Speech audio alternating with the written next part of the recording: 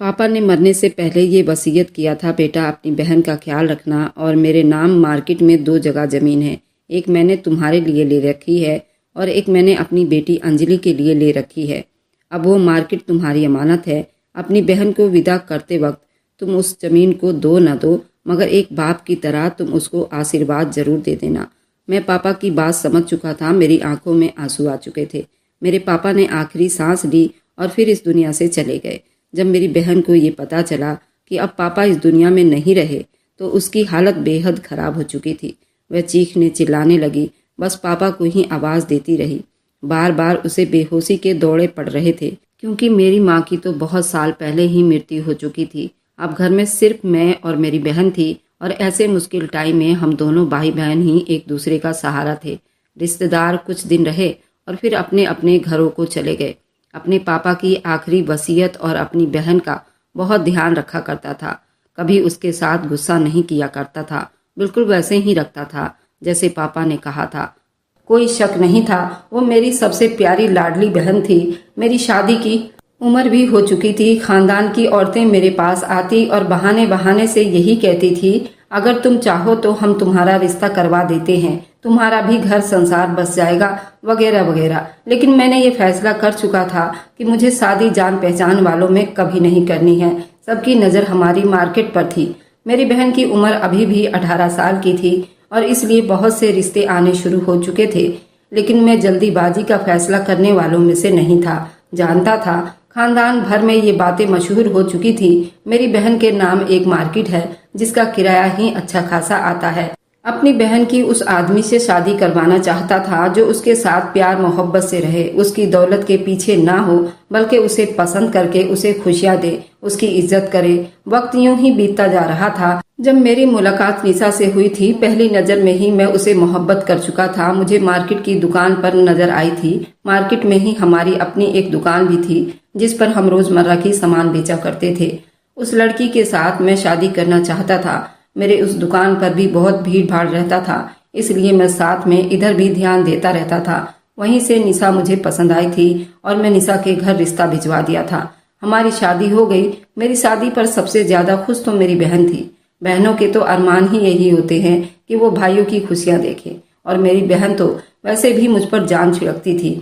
जैसे जैसे टाइम बीतने लगा, मेरी बहन के लिए भी रिश्ते आने शुरू हो गए थे। वैसे भी मुझे मेरी पत्नी निशा पर पूरा भरोसा था। वही रिश्ते ला रही थी, जिनमें से एक रिश्ता मुझे बहुत अच्छा लगा। मैंने वह रिश्ता अपनी बहन को बताया। इस बात से उसको कोई ऐतराज नहीं था।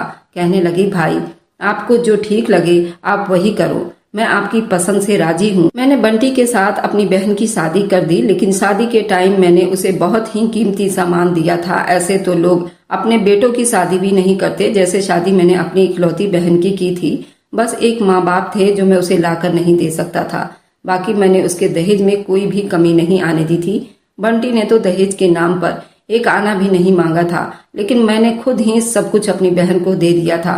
सब कुछ जो मुझसे बन पड़ी मैंने सब कुछ दिया। अंजलि भी यही कहती रही कि भाई इतना सब कुछ मेरे लिए मत करो, आखिर मैं इतने सामान का क्या करूंगी। मुझे तो ज्वेलरी पहनने का शौक ही नहीं है, सोना पहनना भी मुझे अच्छा नहीं लगता। लेकिन मैंने उसकी एक ना सुनी थी।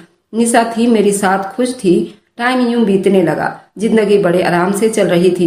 मेरी बहन पहले हर हफ्ते मेरे पास चक्कर लगाया करती थी। उसका पति बाहर विदेश जाकर काम कर रहा था। अपने घर में अकेली रहती थी। जब उसका दिल करता तो वो हमारे घर आ जाती थी और फिर हम अक्सर साथ ही खाना खाया करते थे। बचपन की यादें ताजा किया करते थे और अपने माँ बाप के साथ बीता हुआ पल को भी याद करके मुस्कुराते रहते थे। साथ साथ आंखों में आंसू भी आ जाया करते थे। लेकिन धीरे धीरे निशा का अंजलि से व्यवहार बदलने लगा। मेरे सामने उसे कहती कि देखो, भले ही तुम्हारा पति विदेश में रहता हो, लेकिन तुम्हें अपने घर पर भी ध्यान देनी चाहिए। इस तरह तुम्हारी सास को तुम्हारे खिलाफ बात करने का मौका भी मिल जाएगा। रोज तुम्हारी नंद तुम्हारे घर आकर बैठी रहेगी, तुम्हारा कीमती सामान सब कुछ खराब कर देंगे।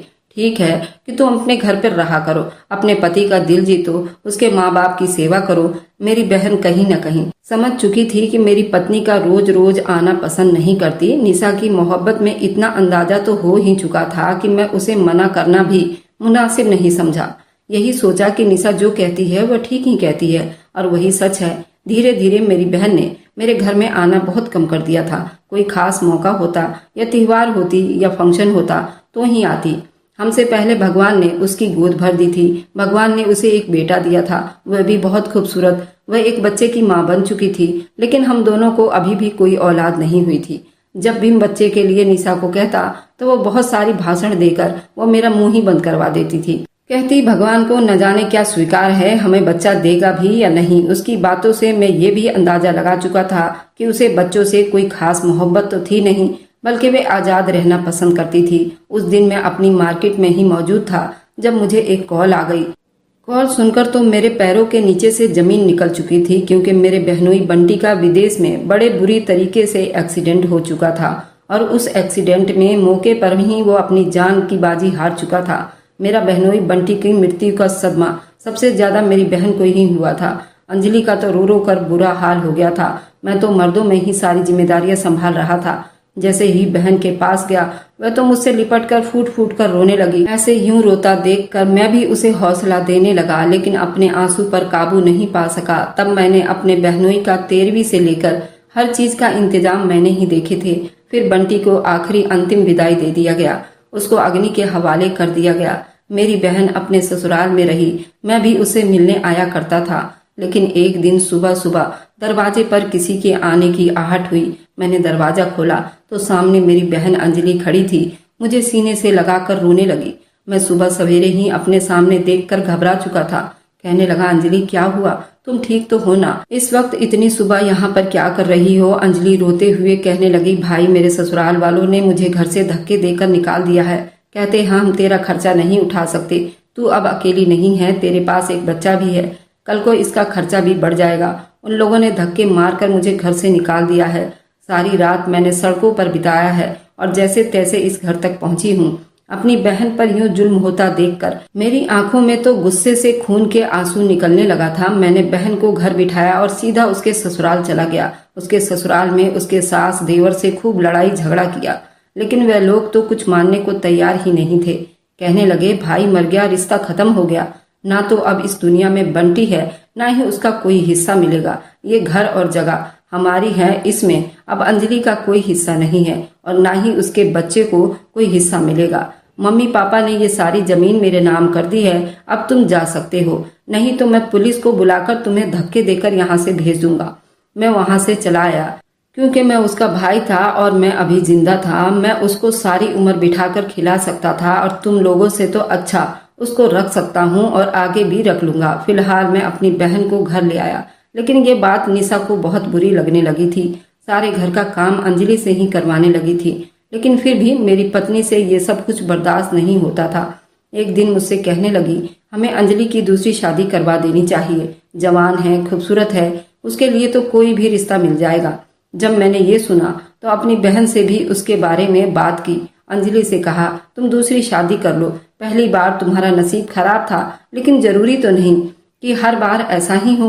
अंजलि रोने लगी थी, अपने बेटे को गले से लगाकर कहने लगी, बंटी मुझसे बहुत प्यार करता था और सबसे ज्यादा अपने बेटे से प्यार करता था, और बंटी के मरने के बाद मैं उससे बेवफाई नहीं कर सकती। अपने छोटे बच्चे को मेरे सामने कर दिया। रोते हुए कहने लगी, भाई क्या मेरा दूसरा पति मेरे बेटे से मोहब्बत कर पाएगा जैसा कि उसका अपना बाप करता था? ऐसा ना हो कि मेरा बेटा अपने सौतेले बाप का जुल्म सहता रह जाए। बंटी तो उसे अपने जिगर का टुकड़ा कहता था। अगर मेरा दूसरा पति मेरे बेटे पर हाथ उठाएगा, उसे डांटेगा, मारेगा, फिर भला मैं कैसे सब कुछ बर्दाश्त कर सकूंगी? मेरी बहन साफ इनकार कर चुकी थी कि वह कभी भी ऐसा नहीं करेगी, तो मैं भी चुप हो गया। इतने साल बाद मेरे घर में खुशखबरी आने वाली थी। एक दिन पत्नी की तबीयत बहुत ज्यादा खराब हुई। डॉक्टर के पास लेकर गया तो पता चला कि निशा माँ बनने वाली है। मैं तो खुशी से हवाओं में उड़ रहा था, लेकिन मुझसे ज्यादा अंजलि खुश थी। कहने लगी कि मैं सारे घर की जिम्मेदारियां संभाल लूंगी और अपनी भाभी का ध्यान रखा करूंगी ताकि उनकी सेहत पर बुरा असर ना पड़े। निशा भी मेरी बहन को नौकरानी समझने लगी, सारे काम उसी से करवाती, यहाँ तक कि अपने टांगे भी दबाती, सर भी दबाती, हर काम उसी से ही करवाती। भगवान ने मुझे पहला औलाद बेटा दिया था। मेरी बहन ने जब पहली बार मेरी औलाद को उठाया तो खुशी से रोने लगी थी, भगवान का धन्यवाद करने लगी थी और मंदिरों में रोज सुबह शाम भोग लगाया करती थी। वह अपने भतीजे और भाई की सलामती की भगवान से प्रार्थनाएं करती थी। मेरी पत्नी उसे डांट भी देती थी, झड़क भी देती थी। मैं भी अपनी पत्नी की बातों में आकर अंजलि के लिए बुरा सोचने लगा था। अपने माथे पर बल डालकर बात कर देता, फिर भी उसने कभी उफ तक ना किया, मुंह से एक शब्द तक ना निकाला था। मुस्कुराकर आगे से जवाब देती थी। जब निशा को लगा कि वह जो कुछ भी मेरी बहन को कहती रहे मुझे खास फर्क नहीं पड़ेगा, मेरा सारा ध्यान तो अपने बेटे और उसकी तरफ ही हुआ था। उसने अब चलना फिरना भी शुरू कर दिया था। एक टाइम वह भी आ गया जब मेरा बेटा बोलने के काबिल हुआ। कई बार बच्चे इधर उधर से सुनकर गालियां सीख जाते हैं।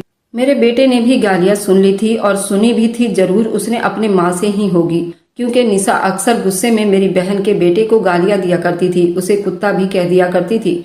मेरे बेटे ने भी यही गाली सीख ली थी। एक दिन जब मेरी बहन काम करके आई तो उसने खेलते हुए भतीजे को उठाकर उसकी गाल पर जोर से किस कर दिया। मेरा बेटा वहीं पर गुस्से से अपनी बुआ को गाली देने लगा और अपनी बुआ को वह कुत्ता कहकर ही बुलाता था। वह नाराज होने के बजाय मेरी बहन हंस दिया करती थी। उसके मुंह से ये शब्द सुनकर उसे बड़ा खुशी महसूस होता था और ये एक बार फिर उसका गाल चूम लेती और उसे तंग करती। जब तक गालियां निकालता रहता मेरी बहन उसे चूमती रहती। अगर मैं अपने सामने ये सब कुछ होता हुआ देखता तो बेटे को डांट देता। एक बार जब मेरे सामने उसने अंजलि को गाली दी तो मैंने उसे डांट चुका था। खबरदार, जो दोबारा तुमने बुआ को गाली दी तो। मैंने निशा को भी डांटा कि उसे गालियां क्यों सिखाती हो। जब ये गालियां निकालेगा तो उसे डांटा करो, मारा करो। लेकिन निशा तो उल्टा मुझ पे ही उलझ पड़ी थी। कहने लगी, तुम्हारा बहन का लड़का हमेशा गाली देता रहता है, उसी से ही इसने ये गाली सीखी है। तुम्हारी बहन अपनी औलाद को सर पर चढ़ा कर रखती है। हर टाइम मेरा बच्चा उसके साथ रहता है, उन्होंने ही उसे बिगाड़ा हुआ है। हकीकत क्या थी मैं जानता था, फिर भी मेरी दिलचस्पी अपनी बहन और भांजे में कम होने लगी थी। एक टाइम वह भी आया जब मेरे भांजे स्कूल जाने के काबिल हो गए। मेरी बहन मेरे पास आई और कहने लगी, भाई मेरा बेटा 5 साल का हो गया है, उसका एडमिशन स्कूल में करवाना है। लेकिन मेरी पत्नी मेरे पास ही बैठी थी, जल्दी खर्चा का रोना लेकर बैठ गई थी। महीने का खर्चों का किताब मेरे सामने खोलकर रख दी थी। कहने लगी, एक तो महंगाई बढ़ती चली जा रही है, 100 खर्चे हैं, कहाँ से पूरे होंगे। अगर ये बच्चे भी स्कूल जाने लगे तो हमारे तो खर्चे ही पूरे नहीं हो पाएंगे। मैं भी अपनी पत्नी की हाँ में हाँ मिला रहा था। कहने लगा, सब्र करो, रुक जाओ, 1-2 साल के बाद करवा देंगे तुम्हारे बेटे का दाखिला। फिलहाल महंगाई बहुत ज्यादा हो चुकी है और मार्केट में किराएदार पैसे भी नहीं दे रहे। जबकि आज ही मैं सब्जी और किराया लेकर आया था और जब अंजलि कमरे में दाखिल हुई थी तो मेरे हाथ में नोटों की गड्डी भी मौजूद थी, जिसे मैंने जल्दी से तकिए के नीचे छुपा चुका था। मेरी बहन ने जब ये सुना तो वह जल्दी कहने लगी, भाई पहले ही मेरे बेटे की उम्र ज्यादा हो रही है, उसको तो 2 साल पहले ही एडमिशन करवाना था, अभी तक उसको स्कूल में नहीं डाला गया। बहुत लेट हो चुके हैं हम। उसकी पढ़ाई के हिसाब से हम उम्र के बच्चे तो 2-3 क्लास में पढ़ रहे हैं। अब ज्यादा मैं कितना इंतजार करूंगी। मैं कुछ नहीं बोला था और कुछ बोलता तो उससे पहले ही निशा कहने लगी, अच्छा अगर इतना ही शौक है पढ़ाने का तो जाओ अपने खर्चे से पढ़ाओ, मेरे पति पर क्यों जोर डालती हो। ये अपने बच्चे के खर्चे पूरे करे या तुम्हारे। मेरी पत्नी का इतना कहना था कि मेरी बहन चुप हो गई। कुछ देर के बाद कमरे से बाहर निकली, उसके हाथ में बैग था। हमारे गांव में पुराना मकान मौजूद था जहां पर हम पहले रहा करते थे, लेकिन फिर इस शहर में शिफ्ट हो गए थे। बहन कहने लगी कि मैं उसी घर में जाकर रह लूंगी। मैंने भी उसे नहीं रोका था और बहन वहां चली गई। मैंने खर्च के नाम पर उसके हाथ में 1 रुपया भी नहीं रखा था। गांव जाकर सबसे पहले तो उसने अपना जेवर बेचा था। जेवर का कुछ हिस्सा बेचकर उसने घर में सौदा मंगवा लिया था। फिर अपने लिए सिलाई मशीन और यूं सिलाई कढ़ाई करके वे अपना और अपने बेटे का गुजारा करने लगी थी। उसने अपने बेटे का एडमिशन भी सरकारी स्कूल में करवा दिया था। उसका बेटा पढ़ने में बहुत तेज था, वहीं बेटे को पढ़ाने लगी थी। मुझे भी अपनी बहन से अब खास मोहब्बत नहीं रही। वे जिए या मरे, जैसा मेरा उससे कोई वास्ता ही नहीं था। मैं निशा और अपने बच्चों के साथ बहुत खुश था। धीरे धीरे टाइम बीत रहा था। मैं 2 बच्चों का बाप बन गया था। मेरी बहन का बेटा स्कूल में हर साल अच्छे नंबरों से पास होता था और अब उसने 10वीं टॉप किया था। उसको स्कूल की तरफ से स्कॉलरशिप मिला था और उसका सबसे महंगे कॉलेज में एडमिशन करा दिया गया था और उसका सारा खर्च सरकार ही दे रही थी, क्योंकि वह हर क्लास का टॉपर था और मेरी बहन भी बहुत खुश थी। इसी तरह उसने कॉलेज भी पास कर लिया और आगे की डिग्री पाने के लिए उसे विदेश में जाने का मौका मिल गया। इसी सिलसिले में कुछ दिन के लिए मेरी बहन मेरे पास आकर ही रहने लगी थी। उस दिन मेरी बहन मेरे घर आई, आकर मुझसे कहने लगी, भाई मेरे हिस्से की जो मार्केट में दुकान है, पापा ने जो मार्केट मेरे नाम की थी, वो मुझे दे दो, ताकि मेरे बेटे को विदेश जाने में कुछ पैसों की जरूरत है और मेरी सिलाई कढ़ाई से इतना पैसा मेरे पास नहीं है कि मैं उसे दे पाऊंगी। जब मैंने ये सुना तो मैं हैरानी में पड़ चुका था। मुझे तो अय्याशियों की आदत हो चुकी थी। उसी पर मेरी पत्नी बोली और कहने लगी कि तुम यहीं आ जाओ, आकर हमारे पास अब रहो। तुम्हारा बेटा भी विदेश चला जाएगा तो तुम अकेले गांव में क्या करोगी। मेरी बहन को सिर्फ 4 लाख की जरूरत थी। मैंने उसे पैसे दे दिए और उसका बेटा विदेश चला गया और उसको वहीं पर पढ़ाई पूरी करनी थी। उसके बाद उसकी जॉब भी लग जानी थी। वह कुछ 4-5 सालों के लिए चला गया था। मेरी बहन मेरी बात मान गई और वह उस दिन से हमारे घर पर ही रहने लगी। बहन अब खुश हो चुकी थी। कुछ दिन के बाद ही वह अपना सामान लेकर शिफ्ट हो चुकी थी। जबकि निशा मुझे कहने लगी, अगर मार्केट अपनी बहन के नाम करोगे तो करोड़ों का नुकसान उठाओगे। अगर उसके बेटे को 4 लाख रुपए देकर उसको चलता करोगे तो तुम्हारा कुछ नहीं जाएगा। लेकिन धीरे धीरे मुझे मेरी पत्नी ने पैसों का लालच सिखा दिया था। अगर तुम्हारी बहन का बेटा पढ़कर वापस आएगा और कहीं वह नौकरी के लिए या कोई बिजनेस करेगा तो फिर पैसे मांगेगा। कहने लगी, ऐसे पैसे जाते रहें तो हमारे लिए तो कुछ बचेगा ही नहीं, हम तो सड़क पर आ जाएंगे। यूं एक दिन हमने फैसला कर लिया, क्यों ना अंजलि को मार दिया जाए। वैसे भी अक्सर बीमार रहती है, मर जाएगी तो जान छूट जाएगी। ये सोचकर मेरे दिल में दौलत की हवस इतनी जागी, मैंने दूध का गिलास लिया और उसके दूध में जहर मिला दिया। अपने हाथों से मैंने वह जहर वाला दूध अपनी बहन को दे दिया। कहने लगा, उसको पी लो, रबड़ी दूध है।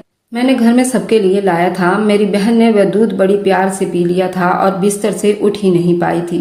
वह दूध पीती रही और साथ में यूं ही मुझसे बचपन की बातें करती रही। जैसे जैसे दूध के असर दिखाना शुरू कर दिया, मैंने दरवाजे को बाहर से कुंडी लगा दी थी। मेरी बहन अंदर तड़प तड़प कर मर चुकी थी। उसके मुंह से झाग फर्श पर बिखर चुका था। कांच का गिलास था। मैंने सारे सबूत साफ कर दिए थे और जब वो मर चुकी थी उसके बाद मैं उसे अस्पताल ले गया। अस्पताल वालों ने जवाब दे दिया कि वह मर चुकी है। डॉक्टर को पता चल गया था कि उसने जहर खाया है।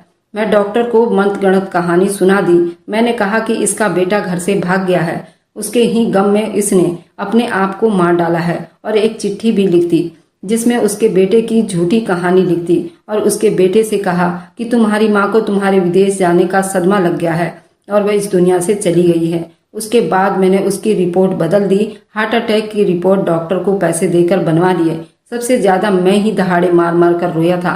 मेरी बहन मर गई। अपने हाथों से उसका अंतिम संस्कार कर दिया था। दिल ही दिल में निशा और मैं खुश थे कि चलो जान छूटी। उसका बेटा विदेश से चला आया और उसकी 13वीं करके वापस विदेश चला गया। उसका बेटा अपनी माँ के लिए तड़प तड़प कर रो रहा था और कह रहा था, माँ तुम्हारा सपना मैं जरूर पूरा करके दिखाऊंगा। आज जो भी कुछ हूँ मैं तुम्हारी वजह से हूँ। जो सपना तुमने मेरे लिए देखा मैं उसे पूरा करके रहूंगा। मैं अपनी जिंदगी बड़ी आराम से बिता रहा था, लेकिन फिर मेरे बेटे जवान हो गए। बेटों ने कहा कि हम बाहर विदेश में बिजनेस करना चाहते हैं, मार्केट बेचनी है। मैंने अपनी बहन वाली सारी मार्केट बेच दी। करोड़ों रुपए हाथ आए थे, सब कुछ अपने बच्चों को दे दिया। दोनों बेटे बाहर विदेश जाकर सेटल हो गए। कारोबार शुरू कर लिया। कारोबार को और बढ़ाने लगे। उन्होंने ये घर और दूसरी मार्केट भी बेचने को कहा। मैंने मना कर दिया, लेकिन अब मैं कमजोर हो चुका था। बेटों के आगे कहाँ चलती थी। वैसे भी उन्होंने कह रखा था कि हम दोनों आपको विदेश में बुला लेंगे। मैंने अपना घर, मार्केट सब कुछ बेच दिया, बेटों को दे दिया, लेकिन बेटों को उसमें अच्छा खासा नुकसान उठाना पड़ा था। मैं खाली हाथ रह गया था। बेटों ने वहीं जाकर अंग्रेजी मैडमों से शादी कर ली। पत्नी ने जब देखा कि मैं कंगाल हो गया हूँ तो जैसे तैसे बेटे से लड़कर खुद को लंदन बुलवा लिया था और वहीं पर रहने लगी। उसकी हालत एक नौकरानी से कम नहीं थी। वह मेरे बेटों के बच्चों को संभालती थी और पूरा दिन घर में झाड़ू पोछा करती फिरती थी। बहू के इशारों पर नाचती थी। अब वापस मेरे पास आना चाहती थी और मैं तो खुद यहाँ भिखारी बन गया था। बेटों के सामने हाथ फैलाने पड़ते थे, लेकिन वो पैसे ना भेजते। मैं मजबूर होकर एक दिन भूख से इतना तंग हो गया कि अपना मोबाइल बेच दिया और फिर मेरी किस्मत मुझे उस मार्केट के हिस्से पर ले आई। मैं अब बैठा सारा दिन लोगों को आते जाते देखता रहता हूँ। मार्केट तो वैसा का वैसा ही आबाद है, लेकिन मैं उजड़ चुका हूँ। शायद मैंने अपने माँ बाप की वसीयत नहीं मानी थी, अपनी बहन को उसका हक नहीं दिया था। आज अगर मैं अपनी बहन को उसका हक दे देता, उसका कत्ल ना करता, तो शायद मेरी जिंदगी कुछ और होती। अरे मेरी बहन तो मेरी गाली भी फूल समझती थी और मैंने क्या किया, अपने हाथों से अपनी खुशियों का गला घोंट दिया और अब मैं एक भिखारी बनकर सड़कों में भीख मांगता फिरता हूँ। और मेरा भांजा विदेश से पढ़कर लौट आया था और वह एक बहुत अच्छी पोस्ट पर जॉब करता था और उसकी खुद की एक हवेली थी। उसने मुझे ढूंढने की बहुत कोशिश की, लेकिन मुझे उसका सामना करने में डर लगता है। आज मेरी बहन की अच्छाई करने की वजह से उसकी औलाद किस मुकाम पे है और उसने अपनी जन्म धरती को नहीं भूला और वह यहीं आकर रहता है और वह बहुत संस्कारी भी है और वह आज भी अपनी माँ की बरसी पर करोड़ों का भंडारा करता है और गरीबों में दान करता है। मैं उसको देखकर बहुत खुश होता हूँ, लेकिन मैं कभी उसके सामने नहीं जाता। मेरे गुनाहों की सजा तो मुझे और मिलनी चाहिए। मेरी कहानी सुनाने का मकसद यही था कि मैं तो अपने बुरे कर्मों की सजा काट रहा हूँ और आप लोगों को अपनी कहानी सुनाकर आप लोगों को उन सभी बुरी चीजों से बचाना चाहता हूँ। रिश्तों की कदर करना मेरे यारों, वरना लालच की आग तुम्हें भी अपने लपेटे में ले सकती है। अंत में बस इतना कहना चाहूंगा, किसी भी रिश्ते को हद में ही अहमियत देनी चाहिए, चाहे वो रिश्ता कोई भी हो, या पति पत्नी का हो, या फिर माँ बेटे का हो, या फिर भाई बहन का हो। जहाँ आंख बंद करके किसी भी रिश्ते पर भरोसा किया जाता है, वहाँ पीछे कई रिश्तों की मौत भी हो जाती है। इसलिए हर वक्त अपने दिमाग और दिल को खुला रखें। दिमाग को इसलिए खुला रखें कहीं आप किसी के द्वारा इस्तेमाल तो नहीं किए जा रहे, और दिल को इसलिए खुला रखें कहीं अपनों के साथ कोई गलती ना हो जाए।